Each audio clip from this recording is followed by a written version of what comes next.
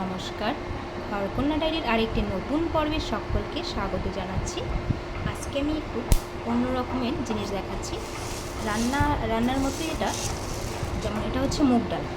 এটাকে একটু এরকম খোলায় হালকা করে ভেজে নিলে তারপরে এটাকে আবার ভাঙতে হবে। আমরা যে বাজার থেকে কিনে খাই সেটা তো আর এরকম করে হয় না, সেটা মেশিনে ভাঙানো হয়। এইরকম করে মুগ ডাল করলে সেই ডালটা খেতে বেশ ভালো লাগে। দেখুন, ডালটাকে খোলায় নিয়ে এরকম নেড়ে নেড়ে ভাজতে হবে। এটা একটু হালকা লাল লাল হবে আর একটু গন্ধ ছাড়বে, তখন এটা নামিয়ে নেবে। এই যে এইখানে দেখুন, এই ডালের কালারটা, এই যে আস্ত ডাল, এটা একদম কাঁচা, ক্ষেত থেকে তুলে আনার পরে এরকম। আর এটা আমি ভেজে রেখেছি, এটার কালারটা একটু চেঞ্জ হয়েছে। আর এটা আমি খোলায় দিয়েছি, এটাকে ভাজতেছি। এটাকে ভেজে তারপরে আমি আবার ভাঙবো।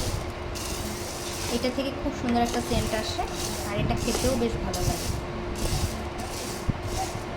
আর মেশিনে ভাঙানোটার স্বাদ আরেক রকম।